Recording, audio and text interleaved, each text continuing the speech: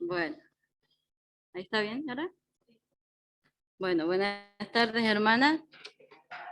Siempre es un privilegio compartir la palabra, eh, con los nervios que implica, ¿no? Poder compartirla, entregarla bien, sobre todo porque es una responsabilidad delante del Señor, de abrir su palabra eterna, esta palabra que Él nos dejó para que podamos ser edificadas, ¿sí? Y antes de compartir, vamos a orar, vamos a pedir que el Señor nos dirija y Él nos ayude para que su palabra obre en nuestros corazones y nos enseñe. Padre Celestial, te damos las muchas gracias una vez más por este día que nos regalaste. Gracias, Padre, por la oportunidad de poder abrir tu palabra, esta palabra eterna, esta palabra que un día llegó a nuestro corazón y nos transformó, nos cambió, porque entendimos que éramos pecadores y que necesitábamos a Cristo como nuestro Salvador. Le hemos recibido, le hemos aceptado y Él cambió y limpió nuestras vidas. Y hoy podemos ser llamadas hijas tuyas porque tenemos comunión contigo. Te agradecemos, Padre, por este privilegio que tú nos das y te rogamos que al meditar en tu palabra podamos salir edificadas y tomar el ejemplo de aquellos que nos han precedido, que te han servido, que te han amado, Señor, y que han dejado ejemplo para que nosotros también podamos aprender de ellos y poner en práctica tu palabra. Te agradecemos por cada una de las hermanas presentes, las amigas, Señor, para que tú obres con poder de tu Espíritu, convenciendo, Señor, en cada vida de tu palabra, que es viva, que es eficaz. Te damos las gracias por todo en el nombre del Señor Jesucristo. Amén. Bueno, yo quería hablarles de el capítulo 1 de la primera epístola universal del apóstol Pedro. Se dice, epístola es una carta, ¿no? Es universal y porque dentro del canon bíblico se la caracteriza como una epístola general, porque los destinatarios no es alguien específico, como por ejemplo la carta de Filipenses, de Tesalonicense, que es a cierto grupo de hermanos. Esta es una epístola general. Se cree que Pedro la escribió estando en Roma, según dicen los historiadores. Y este Pedro, sabemos que era uno de los 12, de aquellos 12 hombres que el Señor eligió, uno de los primeros que el Señor llamó, junto con Andrés, su hermano. ¿Se acuerdan cuando comienza el Nuevo Testamento? El Señor forma su equipo, podríamos decir, ¿no es cierto?, de 12 personas que fueron las que le siguieron hasta que Él fue a la cruz. Y el primero en llamar fue este Pedro, que por la personalidad de él lo vemos, yo siempre me identifico con él, impulsivo, ¿no? De reaccionar, siempre saltar ahí y después pensar las cosas y retractarse y arrepentirse. Junto con Andrés, su hermano, porque eran pescadores, ¿sí? Ellos estaban a la orilla del mar pescando, como era su trabajo, ¿no es cierto? En el oriente ese era un trabajo importante. Y el Señor pasa y les dice que le sigan. Y dice la palabra de Dios que al instante dejaron todos ellos, dejaron las redes, dejaron sus barcas y les siguieron. Y de ahí empezó esta travesía de estos 12, de primero Pablo y Andrés su hermano, de seguir al Señor.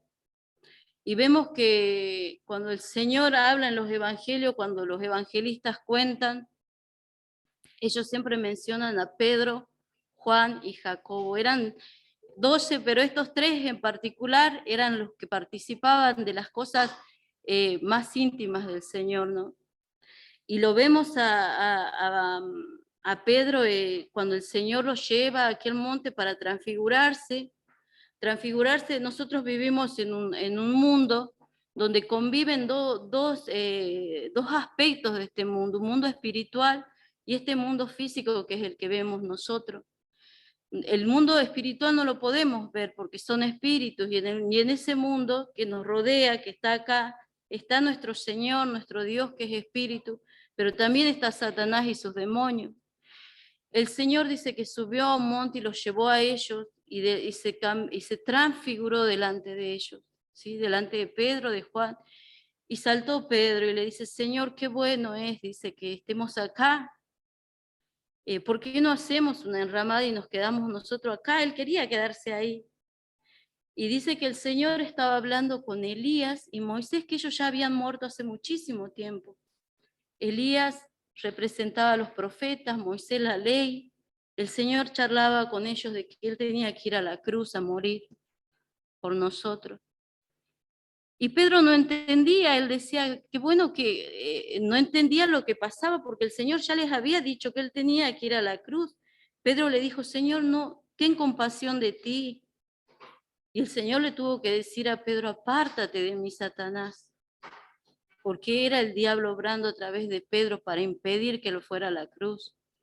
Y una vez más no había entendido él lo que el Señor le había dicho y quería quedarse ahí. Pero dice que se oyó la voz del Padre y dijo, este es mi Hijo amado, a él oír. Pedro no estaba escuchando, él quería hablar como siempre porque era impulsivo, pero Dios le dijo, a él escuchar, a él oír. Y Elías y Moisés se fueron, quedó el Señor con sus discípulos. Y yo creo que a Pedro le fue todo esto calando en el corazón, guardando estas experiencias, ¿no es cierto? Él después cuando van al monte de Getsemaní también el Señor dice que fue a orar y los llevó a los tres y les dijo, orad y velad conmigo. Y fue al Padre y le pidió al Padre que si era posible pase de él esa copa, la copa de la muerte. Él enfrentaría la cruz. Y cuando vuelve los encuentra durmiendo y le dice, no han podido velar conmigo. Pedro había dicho, yo Señor, aunque todos te nieguen, yo no te voy a negar, Señor. ¿No? Qué osadía la de Pedro, porque por ahí uno hace esas cosas, ¿no? Dice, Señor, sí, yo te voy a seguir, yo voy a servir, pero a la primera nos achicamos y no queremos servir, no queremos hacer nada. Pero le dijo él, y después lo niega, dice que después llora amargamente Pedro, porque abrió la boca para decir que él lo iba a seguir hasta la muerte, y tiene que llorar arrepentido por haber dicho lo que no podía cumplir porque no estaba velando, porque no entendía quizás lo que significaba la cruz. Nosotras hoy lo vemos de este lado porque ya todo ese tiempo ha pasado, pero ellos estaban ahí. Entonces, este Pedro es el que está ahí. Y saben, me conmueve ver cuando ya en Juan, el capítulo 21, cuando ya termina el Evangelio, el Señor resucitado se les aparece, ¿no? Al lado del mar, y le dice a Pedro, él los negó 3 veces, y 3 veces el Señor le pregunta, Pedro, ¿me amas? Y Pedro le dice, sí, Señor, tú sabes que te amo. 3 veces.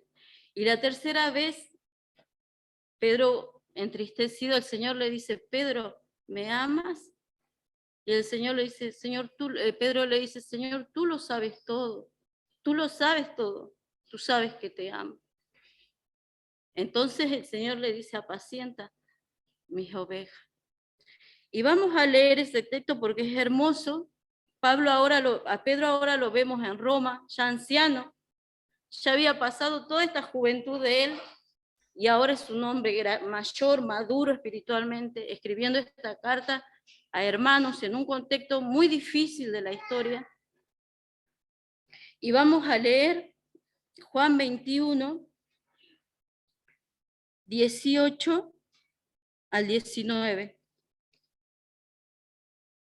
La hermana que lo quiera compartir.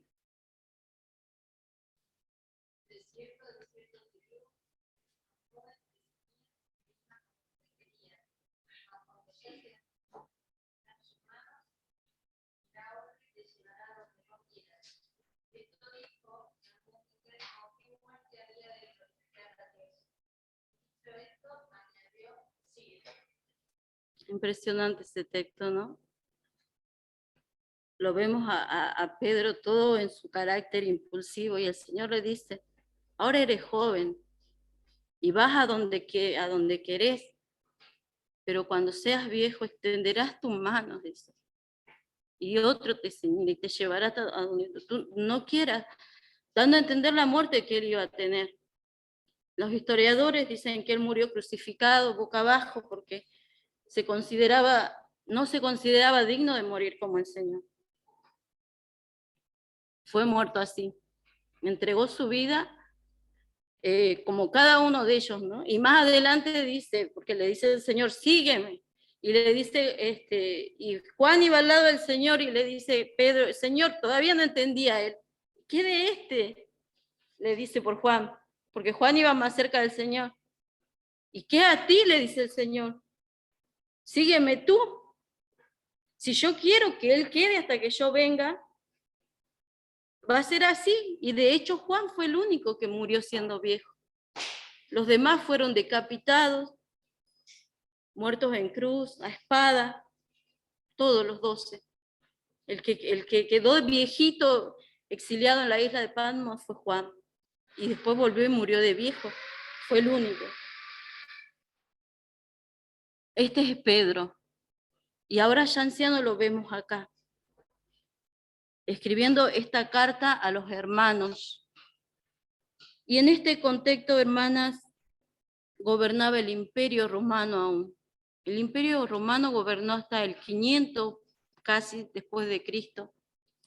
Un imperio grandísimo, corrupto, muy corrupto. Y este gobernador que estaba en este tiempo era Nerón, el quinto emperador de Roma. ¿Saben lo que hizo Nerón? Los historiadores lo califican así. Lo califican como tirano, cruel y asesino a Nerón. Él mandó a matar a su madre. Él era adoptado, porque se podía adoptar a las personas hasta siendo grande, hasta los 40 años, de acuerdo a las características que podía tener una persona, ¿no es cierto?, de ser líder, de ser un gobernador. A Claudio, que era su hermano, medio hermano, lo mandó a matar también, mató a sus 2 mujeres. Y en el tiempo que escribe Pedro la carta, Nerón provoca, dicen los historiadores, que él manda a provocar un incendio a 2 personas, a 2 hombres, manda que provocan un incendio porque la idea de él era levantarse un palacio inmenso. Dice que este incendio duró 5 días, de 5 a 10 días, y se quemaron de las 14 provincias que había bajo el dominio de Roma, 4 fueron destruidas prácticamente total. Imagínense en 5 días de fuego y fuego y fuego, y que no se extinguía. Entonces, ¿qué hizo Nerón? Él culpó a los cristianos. Fue el primer emperador que empezó a perseguir a los cristianos. Él culpó de esto a los cristianos, porque el cristianismo, estos hermanos que eran fieles, empezaba a expandirse y representaba una amenaza para el Imperio Romano. Porque si en todo tiempo, hermanas, cuando vivimos con los principios de Dios, somos una amenaza para la sociedad. Hoy mismo somos una amenaza para la sociedad. En este contexto, Pedro escribe. Y la carta empieza así, haciendo como todas las cartas, una salutación, un saludo.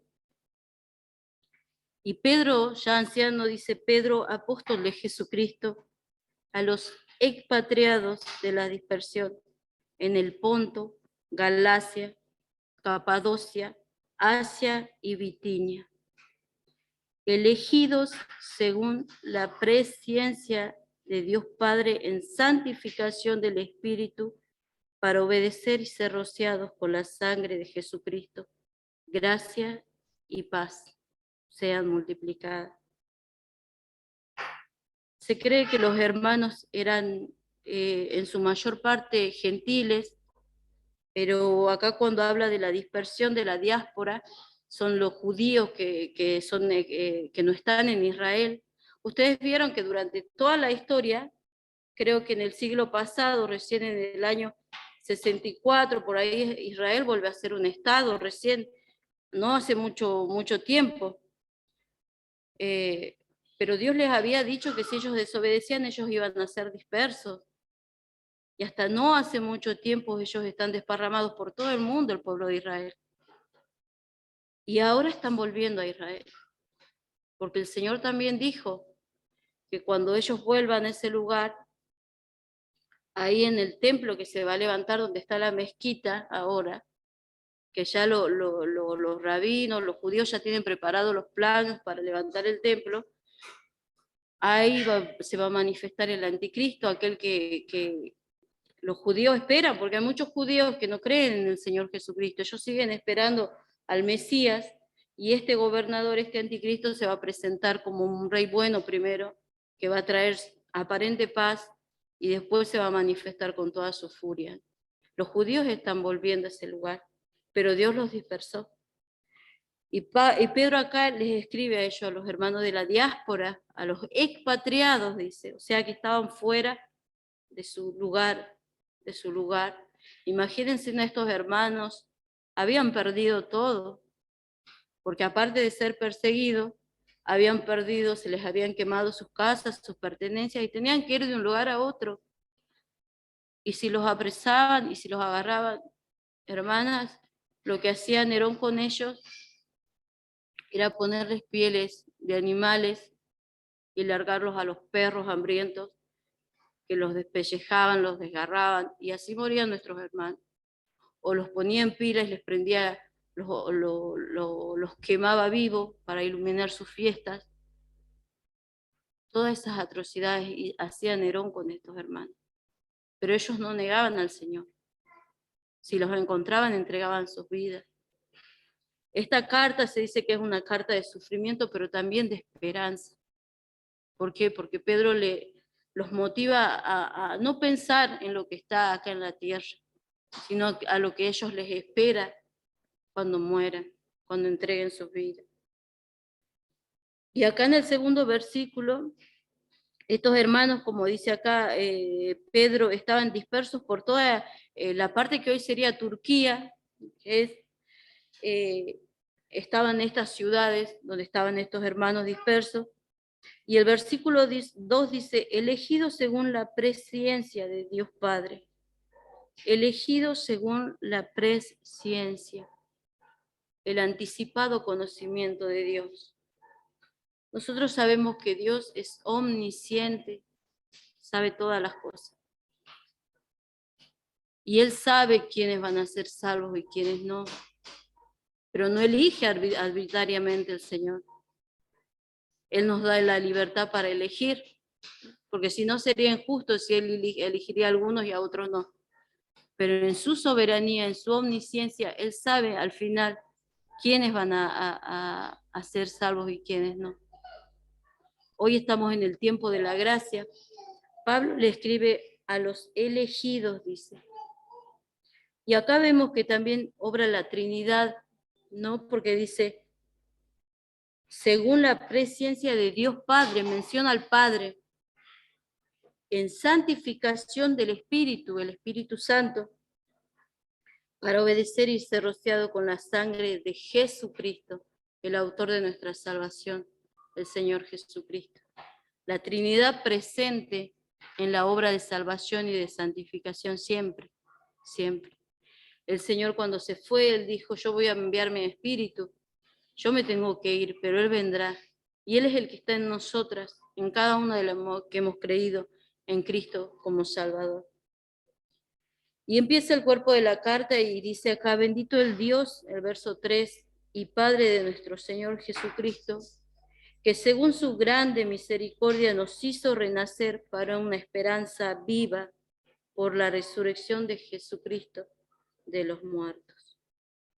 Empieza con una nota de alabanza, acá Pedro, bendiciendo al Dios y Padre, dice que nos hizo renacer para una esperanza viva.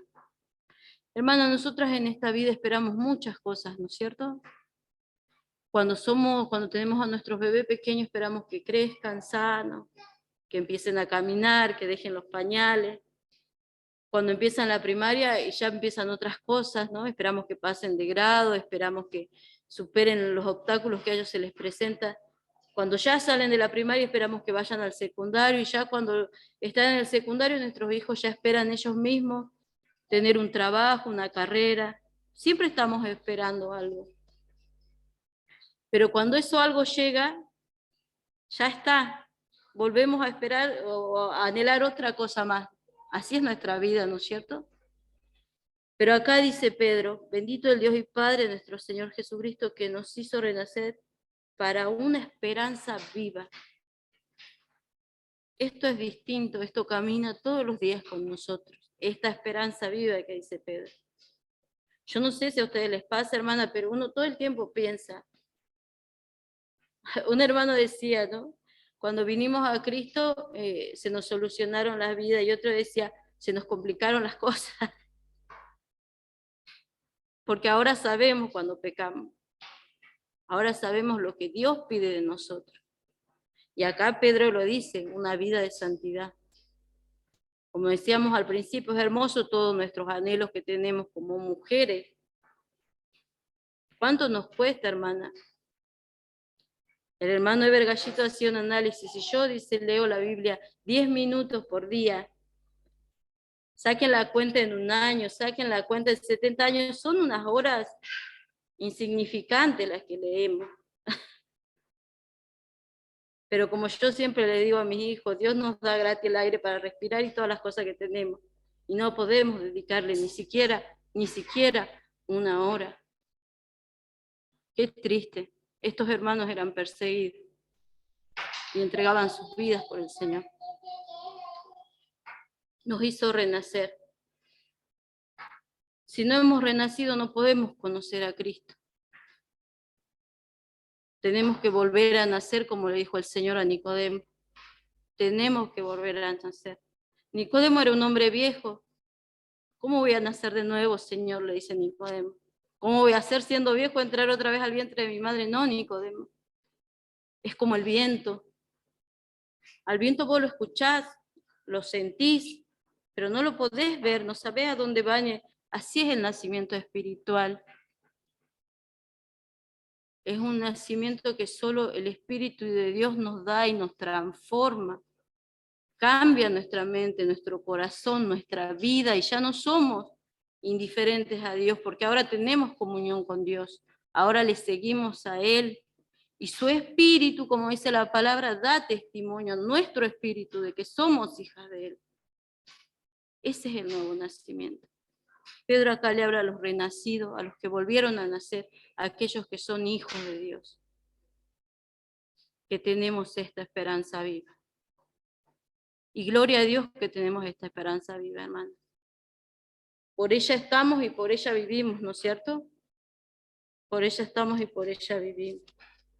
Dice el verso 4, para una herencia, habla de una herencia, incorruptible, incontaminada e inmarcesible, reservada en los cielos para vosotros. Aquellos que volvimos a nacer, que tenemos a Cristo en nuestra vida, tenemos una herencia. Acá no sé si vamos a tener una herencia, pero en el cielo sí la tenemos. Incontaminada, no se puede contaminar. No se puede marchitar, es inmarcesible. No se corrompe. Una herencia que siempre es igual, porque nos la da de Dios a través de esta esperanza que tenemos viva. El verso 5 dice que sois guardado por el poder de Dios mediante la fe para alcanzar la salvación que está preparada para ser manifestada en el tiempo postrero. La fe. ¿Qué haríamos si no tuviéramos la fe? Pero la fe puesta en Cristo, ¿no? Porque por ahí escuchamos a las personas y tienen fe en muchas cosas, ¿no? A veces en imágenes, a veces en personas, pero la fe puesta en Cristo. Esa es la fe que nos motiva a esperar que Él venga a buscarnos, que Él se manifieste. Pedro habla muchas veces de la manifestación, ¿sí? Porque Él se va a manifestar. Y este hermano del sur, que está tomando los estudios, él decía, yo tengo miedo, hermanos, presentarme delante de Dios y que Él me mire a los ojos y lea todo lo que soy y no tener nada para Él. Que no sea nuestra situación. Tenemos tiempo, si hemos fallado al Señor, de poder cambiar esa situación y no avergonzarnos delante de Él cuando Él nos mire. Dice acá, para ser manifestada, el Señor lo va a manifestar y nuestra fe, como dice Corintios 13, ahora permanecen la fe, la esperanza y el amor. La fe, la esperanza y el amor permanecen. Y acá habla de la esperanza, habla de la fe. Y más adelante Pedro habla del amor también. Nos manda que nos amemos, porque el amor de Dios, dice la Biblia, ha sido derramado en nuestros corazones. Cuando el Señor dice, para hacer, dice, la salvación que está preparada para ser manifestada en el tiempo postrero. Acá habla de la salvación del arrebatamiento, del tiempo que dice la palabra que el Señor nos va a llevar, porque la salvación de nuestra alma ya la tenemos, ¿no es cierto? En lo cual vosotros os alegráis, le dice Pedro a los hermanos, aunque ahora por un poco de tiempo, si es necesario, tengáis que ser afligidos en diversas pruebas. Y acá empieza, ¿no? Hablándole Pedro a los hermanos, aunque ahora por un poco de tiempo tengáis que ser afligidos por diversas pruebas. Y qué hermoso que es esta parte, dice, para que sometida a prueba vuestra fe, mucha más preciosa que el oro, el cual, aunque perecedero se prueba con fuego, sea hallada en alabanza, gloria y honra cuando sea otra vez manifestado Jesucristo. Habla de la prueba, el fuego de prueba. Y estos hermanos literalmente estaban pasando por la prueba de fuego, ¿no? Habían perdido todo, todo. Hermanas, nosotros vamos a ser probadas. Si queremos seguir al Señor, vamos a ser probadas. Yo siempre pienso y digo, Señor, ¿qué ahora? Porque uno lo espera, ¿no? Uno dice, sí, yo quiero seguir al Señor, pero ¿qué va a venir? ¿Qué me va a costar? ¿La salud de mis hijos, tal vez? ¿La muerte de mis padres? Uno se plantea, ¿no? Y piensa, ¿y cómo voy a actuar yo, Señor? ¿Voy a seguir en pie? ¿Voy a seguir siguiéndote? ¿O me voy a enojar contigo y voy a retroceder? La prueba va a venir, la tenemos que esperar. No hemos sido llamadas para vivir una vida fácil. Hemos sido llamadas para vivir como vivió nuestro Señor. Y mientras más vivamos como Él vivió, nuestra fe, como dice acá Pedro, va a ser probada como es probado el oro. El oro tiene que pasar por el fuego para ser purificado y nuestra fe también. Y si no somos probadas, hermanas, preguntémonos si estamos caminando en las cosas del Señor. Porque la prueba tiene que venir. Cada una sabe con qué lucha, cada una sabe lo que vive, cuáles son sus pruebas. Mis pruebas no van a ser las mismas que la hermana Mari, que la hermana Mimi, cada una tiene sus pruebas. Pero qué bueno que cuando salgamos de la prueba podamos dar gloria, como dice acá, que cuando nuestra fe sea aprobada podamos llevar gloria a Dios y decir gloria a Dios, porque he podido pasar. Y la gloria siempre al Señor.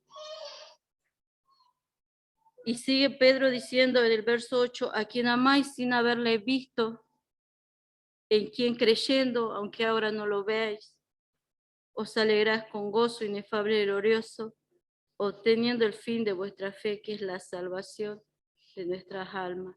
Qué hermoso.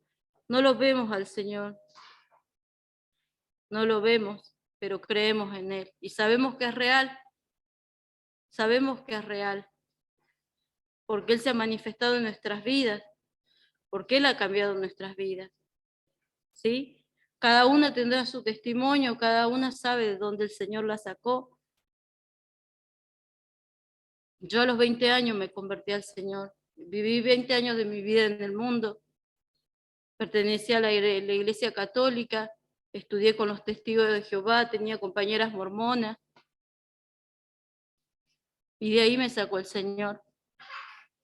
Y el día que yo pude entregarle mi vida, porque el Señor nos escucha donde estemos, yo venía viajando en un colectivo y ahí entregué mi vida al Señor. Venía de Jujuy, de mi provincia, a Buenos Aires, donde vivía, y ahí entregué al Señor mi vida. Hice una oración, simplemente una oración, y le dije, Señor, yo quiero que tomes mi vida, quiero que la cambies, porque no tenía sentido mi vida, hacía cosas, pero no le hallaba el fin a la vida, no, el sentido a la vida. Y le dije, porque había ido a un campamento cristiano que me llevaron mis hermanos que ya creían en el Señor, Señor, te entrego mi vida, quiero que la cambies, quiero que la transformes, quiero que sea tuya, no quiero vivir ya como vivo ahora. Y el Señor de a poco empezó a hacer la obra, como la hizo en cada una de las vidas de nosotros, ¿no es cierto? Fue quitando esa escoria, esa vida mundana, y fue poniendo más de Él. Y a cada una nos hizo así, hermana. Y todos los días nos da la oportunidad de poder seguir cambiando, como decía Mariana, seguir sacando esa escoria que hay en nuestra vida, que va a terminar el día que el Señor nos lleve a su presencia. Y después menciona el verso 16, el verso 10, habla de los profetas, ¿no? Ellos no tenían esta revelación. Un hermano decía que el tiempo de la gracia es como que Dios paró la historia con Israel, ¿no es cierto? Porque Israel es su pueblo. Los judíos, ellos creían que la salvación solo era para ellos. En sí era así, ¿no es cierto? Porque era el pueblo. Pero Dios ya le había manifestado ya a Abraham, en ti serán benditas todas las naciones. Y ahí entrábamos nosotros. Pero los del Antiguo Testamento no lo entendían. Para ellos era algo que estaba velado. Y cuando los hermanos en el Nuevo Testamento, en Hechos de los Apóstoles, empiezan a predicar, imagínense, ¿se acuerdan cuando el Señor le dice a Pedro, hay un hombre Cornelio, él ora, pero es gentil, dice Pedro, ¿cómo voy a ir yo? Me voy a contaminar, es gentil. Y el Señor le tuvo que decir, no llames inmundo a lo que yo santifique. Pero era difícil para Pedro ir a él. Ellos eran gentiles, eran perros, eran indignos los gentiles para los judíos. Nosotros. Y este misterio es este parate que hizo el Señor en esta historia. Cuando vemos la profecía de Daniel, las 70 semanas o las 7 semanas, es un tiempo que tiene que correr, pero el Señor lo paró para poner la iglesia que somos nosotros. Después el tiempo va a seguir cuando Cristo venga y los otros sucesos van a seguir pasando para Israel. Pero para un judío era difícil entender. Y dice acá, los profetas que profundizaron la gracia destinada a vosotros, inquirieron y diligentemente indagaron acerca de esta salvación, escudriñando qué persona y qué tiempo indicaba el Espíritu de Cristo que estaba en ellos, el cual anunciaba de antemano los sufrimientos de Cristo y la gloria que vendrían tras ellos. A esto se reveló que no para sí mismos, sino para nosotros administraban las cosas que ahora son anunciadas, por lo que os han predicado el Evangelio por el Espíritu Santo enviado del cielo, cosas en las cuales anhelan mirar los ángeles. Acá está, ¿no? Acá está claro lo que dice la palabra. Ellos administraron. De hecho, los judíos, por ejemplo, el Salmo 53, que hablan de los padecimientos del Señor, para ellos es algo que lo quieren sacar del Antiguo Testamento porque no lo entienden. No lo entienden. Y Pedro continúa hablando. Y dice el verso 13, por tanto, ceñid los lomos de vuestro entendimiento. Sed sobrios y esperad por completo en la gracia que os traerá cuando sea otra vez Jesucristo sea manifestado. Ceñid los lomos. Hablan muchas veces estas palabras. ¿Se acuerdan cuando el pueblo de Israel tenía que salir de Egipto, y le dice el Señor que ellos tienen que estar ceñidos y comer rápido la Pascua para salir, porque cuando Moisés dijera salimos, salimos y salieron. Ellos tenían unas túnicas largas y se ceñían, se hacían como un nudo acá, se lo atravesaban por acá y se lo ponían acá en la espalda, ¿no? Y entonces quedaban las piernas libres para poder caminar rápido, porque si no, imagínense con las túnicas hasta el piso de tropezarse. Incluso cuando Pedro, ¿no?, le dice que se ciñó y se largó al mar, él se puso así, por ahí uno que anda nadado en la pileta, vieron las ropas de natación, son cómodas porque imagínense nadar con el esfuerzo que uno tiene que hacer en el agua, con algo que se te pega todo en las piernas, se ceñían. Pero acá dice Pedro, ceñid los lomos de vuestro entendimiento. O sea que estemos acá, como decía el hermano, ¿no?, listos para la acción, listos para accionar los lomos de vuestro entendimiento.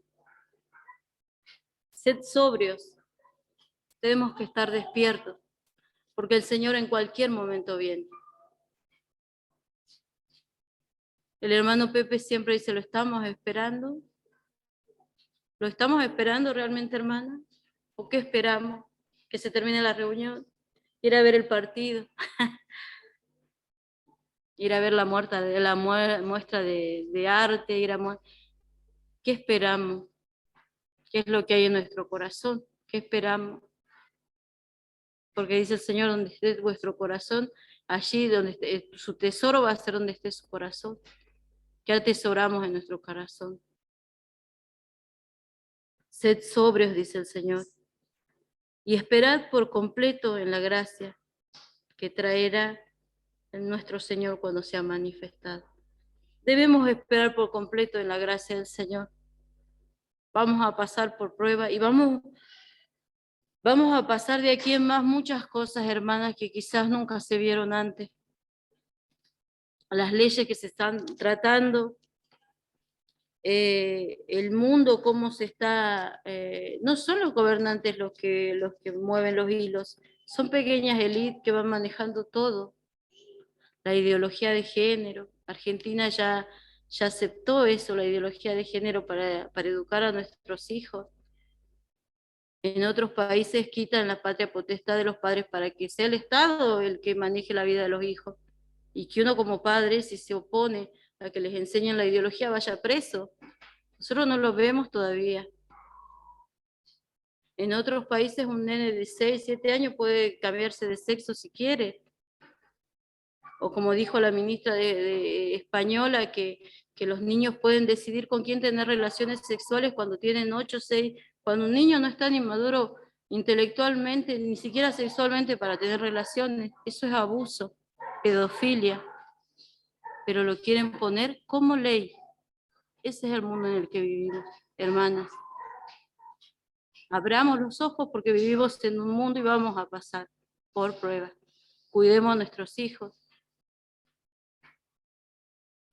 Pero para eso, como en este tiempo vivían en un contexto,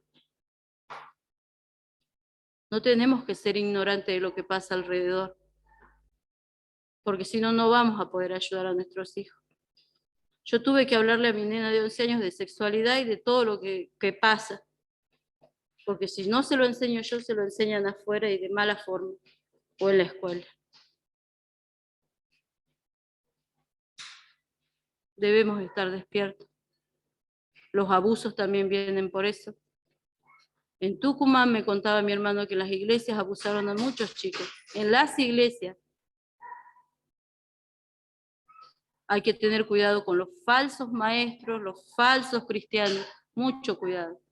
Pero para eso, hermanas, debemos estar metidas acá, conocer lo que Dios dice. Vamos a ser probadas, vamos a ser probadas. Y nuestros hijos son el foco de toda esta ideología perversa que hoy se está desatando en el mundo.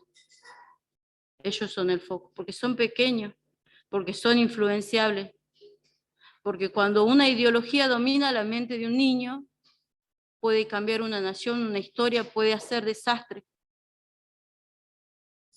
Entonces nosotros tenemos que estar despiertas y velando en ese sentido.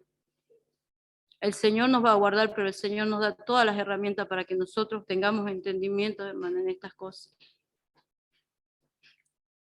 En las iglesias, ya sabemos que muchas iglesias que no quieren casar matrimonios homosexuales, los denuncian a los hermanos, los meten presos. ¿Qué vamos a hacer nosotros? Hermanos que son panaderos, que no quieren hacer un pastel a una boda, son presos.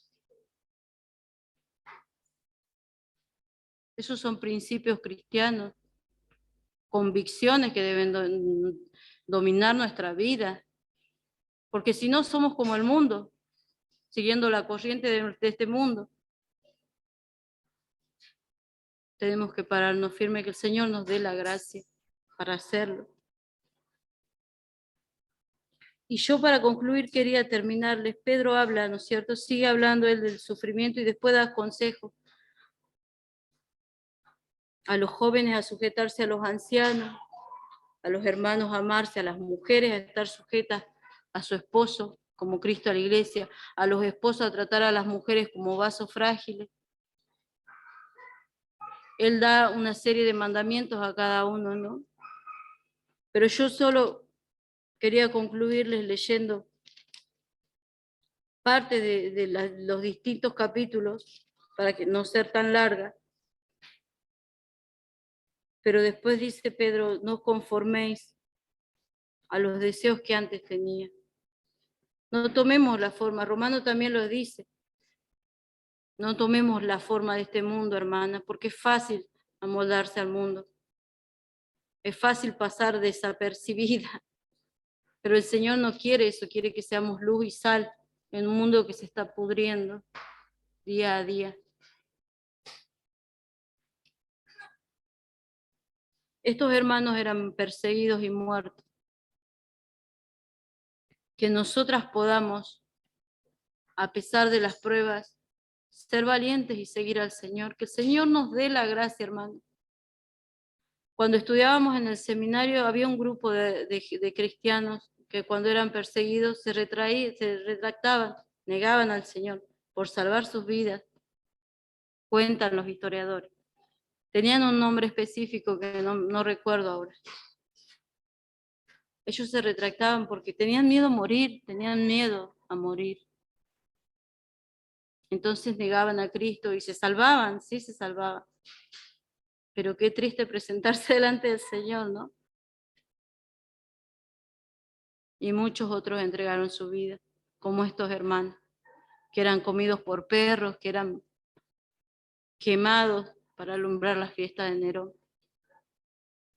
Y cuando Nerón muere, dicen los historiadores, que él dice, acá muere un gran artista. Murió a los 31 años, pidió que lo mataran, porque imagínense, hermana, la conciencia no le habrá podido soportar más, ¿no? Empezó a los 14 a reinar y a los 31 murió. Y pidió que lo matara.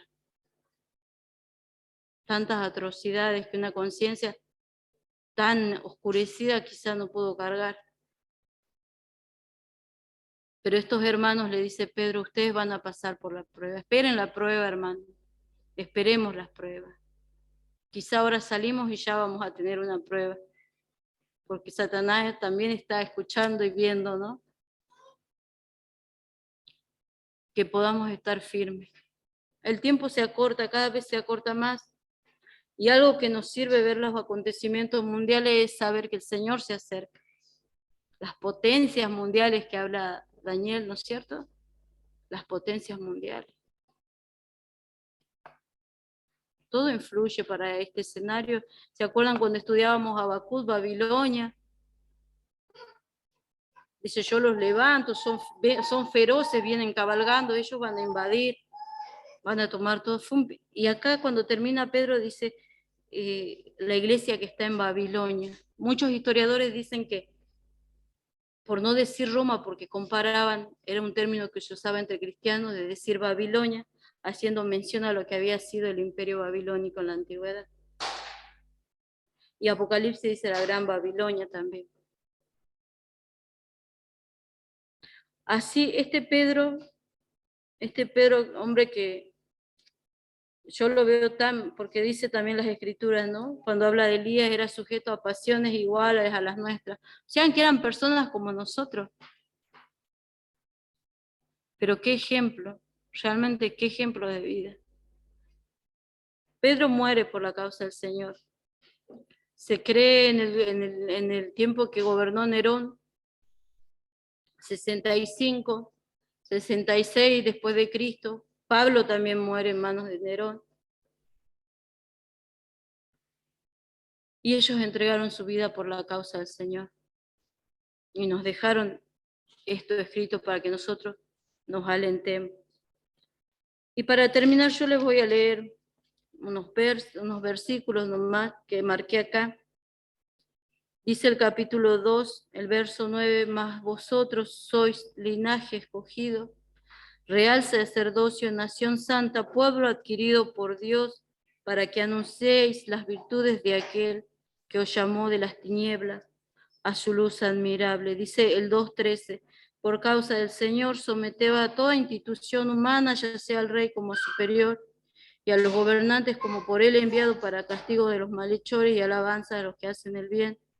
Porque esta es la voluntad de Dios, que haciendo bien hagáis callar la ignorancia de hombres insensatos, como libres, pero no como los que tienen la libertad como pretexto para hacer lo malo, sino como siervos de Dios.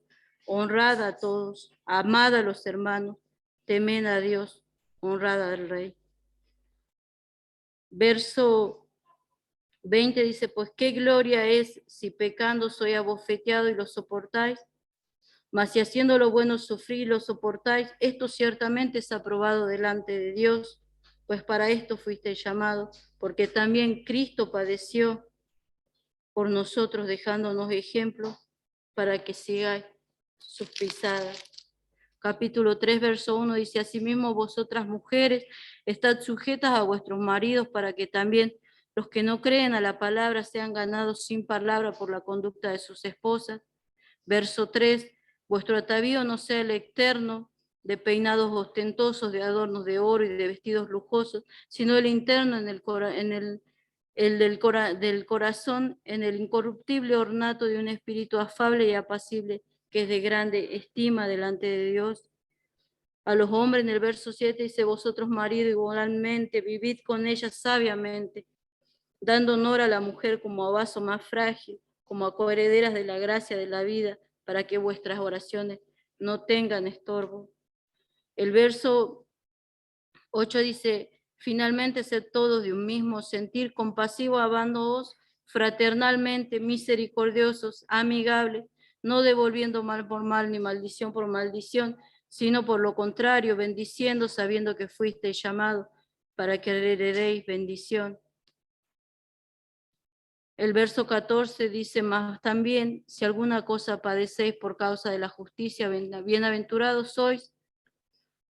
Por tanto, no os amedrentéis por temor de ellos, ni os conturbéis, sino santificad a Dios, el Señor, en vuestros corazones, y estad siempre preparados para presentar defensa con mansedumbre y reverencia ante todo el que os demande razón de la esperanza que hay en vosotros, teniendo buena conciencia, para que en lo que murmuran de vosotros como de malhechores sean avergonzados los que calumnian vuestra buena conducta en Cristo, porque mejor es que padezcáis haciendo el bien, si es la voluntad de Dios, si la voluntad de Dios así lo quiere, que haciendo el mal.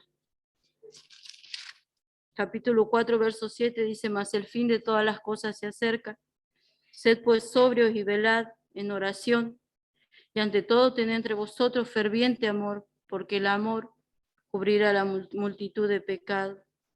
Verso 12 dice, amado, no os sorprendáis del fuego de la prueba que os ha sobrevenido, como si alguna cosa extraña os aconteciese, sino gozaos por cuanto sois participantes de los padecimientos de Cristo, para que también en la revelación de su gloria os gocéis. con grande alegría. Verso 16. Pero si alguno padece como cristiano, no se avergüence, sino glorifique a Dios. 5:6 dice, humillaos pues bajo la poderosa mano de Dios, para que los exalte cuando fuere tiempo, echando toda vuestra ansiedad sobre Él, porque Él tiene cuidado de vosotros. Sed sobrios y velad, porque vuestro adversario el diablo, como león rugiente, anda alrededor, buscando a quien devorar, al cual resistid firme en la fe, sabiendo que los mismos padecimientos se van cumpliendo en vuestros hermanos en todo el mundo. Y este texto es hermoso y es lo que incluye todo lo que es nuestra esperanza, dice más el Dios de toda gracia, que nos llamó a su gloria eterna en Jesucristo, después que hayáis padecido un poco de tiempo, Él mismo os perfeccione, afirme, fortalezca y establezca. A Él sea la gloria, el imperio, por los siglos de los siglos. Amén. Qué hermosa carta, hermana. Qué hermoso aliento, ¿no? Que nos da Esther, que nos dejó Pedro a través del Espíritu para nuestras vidas.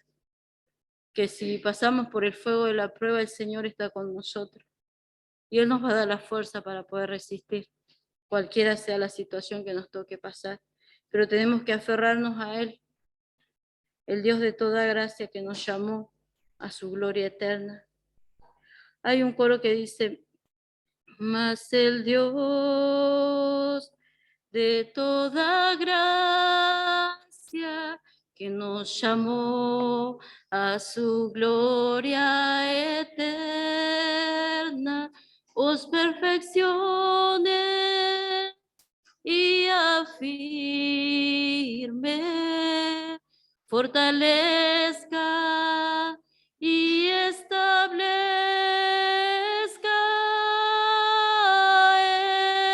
Él sea la gloria, a Él sea el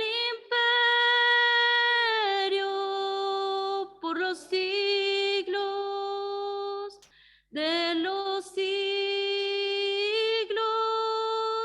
A Él sea la gloria,